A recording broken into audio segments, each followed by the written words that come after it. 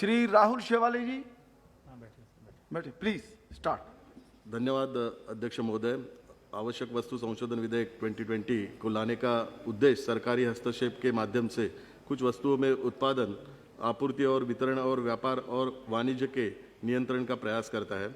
ऐसी वस्तुओं को आवश्यक घोषित किया जाता है कि जिनको पूर्व में पारित अधिनियम में घोषित किया गया है और जिससे कि खाद्य पदार्थों, ऑयल हो, कॉटन, यार्न, पेट्रोलियम और पदार्थ और सभी खाद्य बीज, राज्य सरकार, केंद्र सरकार शासित प्रदेश ऐसे आवश्यक वस्तु की कीमतों को नियंत्रित करने के लिए अधिनियम के प्राविधानों को लागू करते हैं। कोरोना के इस वैश्विक संकट को देखते हुए सरकार ने फेस मास्क, सैनिटाइजर जैसी वस्तुओं को भी आवश्यक वस्तु अधिनियम में लाया। मैं सरकार का अभिनंदन करता हूं और मेरे पूर्व सदस्य ने भी इसका जिक्र किया। उन्होंने ऑक्सीजन के बारे में बताया। महाराष्ट्र में भी ऑक्सीजन का शॉर्टेज हो रहा था, तो अभी महाराष्ट्र के मुख्यमंत्री माननीय उद्धव ठाकरे साहब ने एक निर्णय लिया कि जितना भी ऑक्सीजन का प्रोडक्शन है वो उसका 80% यूज़ हॉस्पिटल में होना चाहिए और 20% कमर्शियल यूज़ होना चाहिए। एक महत्वपूर्ण निर्णय लिया। उसी वजह से महाराष्ट्र में जो ऑक्सीजन का जो शॉर्टेज है उसका प्रॉब्लम सॉल्व किया गया। जो आवश्यक भी इनकी कीमतों पर नियंत्रण रखने की, जिससे उपभोक्ता को उचित कीमत पर इन वस्तुओं का, जो मैंने पहले जिक्र किया, उन वस्तुओं का उपलब्ध किया जा सके। परंतु देखने में आया कि ये नियंत्रण आदेश कई बार थोक और जो राज्य सरकार या केंद्र सरकार जो नियंत्रण आदेश कई बार थोक और खुदरा कीमतों की अस्थिरता को सुचारू करने के बजाय बढ़ाते हैं।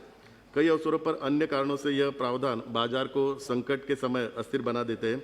उन कारणों पर सरकार का अंकुश होना चाहिए और इस बिल में उन कारणों और कैसे उन पर नियंत्रण किया जा सकता है इसका कोई प्राविधान नहीं है। महोदय, नियंत्रण आदेश स्टॉक होल्डिंग को सीमित करते हुए थोक विक्रेताओं, खाद्य प्रसंस्कक उद्योगों और खुदरा खाद्य श्रृंखलाओं सहित पूरे कृषि आपूर्ति श्रृंखला पर समान रूप से लागू होते हैं।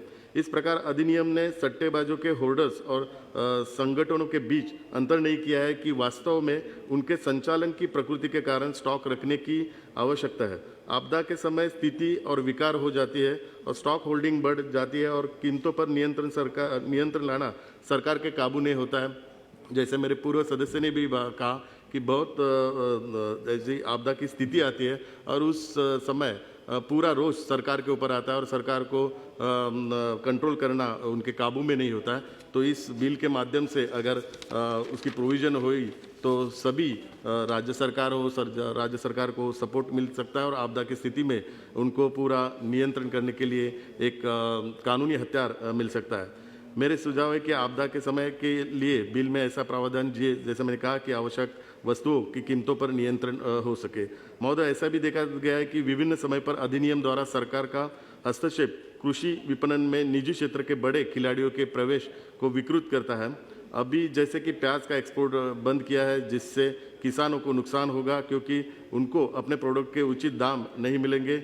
यह भी एक विचारणीय प्रश्न है क्योंकि हमारे नासिक जिले में मासल गांव में प्याज का उत्पादन ज़्यादा तौर पे होता है और वहाँ के किसानों को इसका जो प्रॉब्लम है वो प्रॉब्लम फेस करना पड़ रहा है। स्टॉक सीमा के कारण व्यापारी एक्सचेंज प्लेटफॉर्म पर कमोडिटी की प्रस्तावित मात्रा देने में असमर्थ होते हैं कि जो कमोडिटी बाजार के विकास को प्रभावित करते हैं।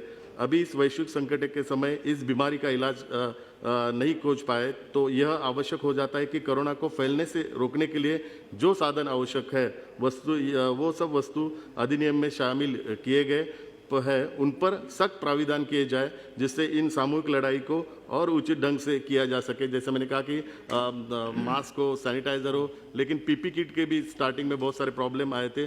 तो कोरोना प्रोटेक्ट करने के लिए, प्रिकॉशन मेजर्स करने के लिए जो भी साधन हो और जो भी उपकरण हो उसको कंट्रोल करने के लिए और उसका रेट कंट्रोल करने के लिए इस बिल में प्राविधान होना चाहिए। महोदय, सरकार से मेरा अनुरोध है कि आपदा और वैश्विक संकट के समय आवश्यक वस्तु अधिनियम को और अधिक सशक्त बनाया जाए और जिससे स्टॉक होल्डिंग और कीमतों पर नियंत्रण लगाया जा सके। मैं इस बिल का समर्थन करता हूँ।